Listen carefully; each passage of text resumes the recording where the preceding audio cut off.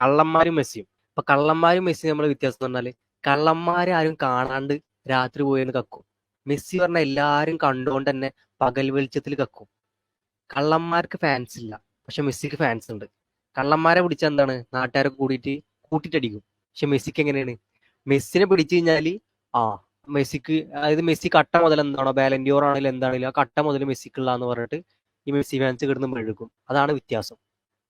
അതേപോലെ തന്നെ കള്ളന്മാർക്ക് ഇനി ഫാൻസ് ഉണ്ടെങ്കിൽ തന്നെ കള്ളന്മാരെ ഫാൻസ് എന്താ വിചാരിക്കുക, കള്ളന്മാർ ചെയ്യുന്ന ഒരു തെറ്റാന്ന് വിചാരിക്കും.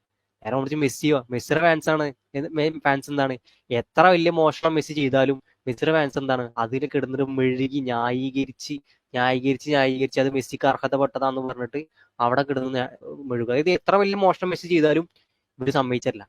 അത് എന്താണ് എന്താണ് വോട്ടിംഗ് സിസ്റ്റം തെറ്റാണ്, അങ്ങനെയാണ് ഇങ്ങനെയാണ് പറഞ്ഞിട്ട് വെറുതെ കിടന്നിട്ട്, അതായത് ഈ വോട്ട് ചെയ്തത് അയാളാണ്, എന്താണ് റോബറി അല്ല, അഴിമതി നടന്നിട്ട് നമ്മൾ എന്താണ് കണ്ടാലും ആ അഴിമതി ഒന്നല്ല, അത് അങ്ങനെയാണ് ഇങ്ങനെയാണ് അഴിമതിക്കാർ അങ്ങനെ എന്തെങ്കിലുമൊക്കെ പറഞ്ഞിട്ട് ന്യായീകരിച്ച് മെഴുകി നിൽക്കും. അതാണ് ഇവർ തമ്മിൽ വ്യത്യാസം.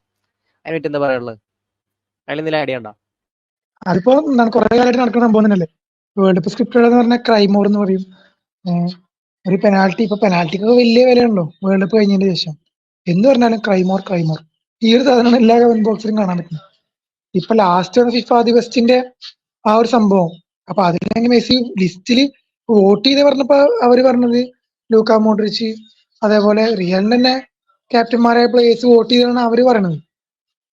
എന്നിരുന്നാൽ പോലും മെസ്സി എങ്ങനെ ലിസ്റ്റിൽ വന്നു എന്നുള്ളതാണ് വസ്തുത. അതാണ് ആദ്യം ചെയ്യപ്പെടേണ്ട കാര്യം. ലിസ്റ്റിൽ വന്നൊരു പ്ലെയറിനല്ലേ ഈ ഫിഫ ദി ബെസ്റ്റ് കിട്ടുള്ളൂ. ആ ലിസ്റ്റിൽ വരാൻ മിനിമം യോഗ്യത വേണ്ടേ എന്നുള്ളതാണ് ചിന്തിക്കേണ്ട കാര്യം. ഫിഫ പറഞ്ഞ പോലെ ഡിസംബർ മുതൽ ഓഗസ്റ്റ് വരെയാണോ ഒരു വർഷം, അല്ലെങ്കിൽ ആ ഒരു ടൈം പീരീഡ് ആണോ കൺസിഡർ ചെയ്യേണ്ടത് ഈ ഫിഫ ദി ബെസ്റ്റിന് വേണ്ടിയിട്ട്?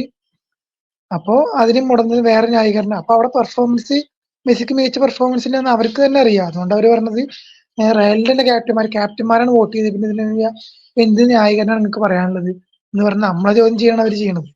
അപ്പൊ ലിസ്റ്റിനെ അവിടെ എന്താണ് മെസ്സിക്ക് യോഗ്യത വെച്ച് അവർ മുങ്ങും. അതിനൊക്കെ മറുപടി ഇല്ല.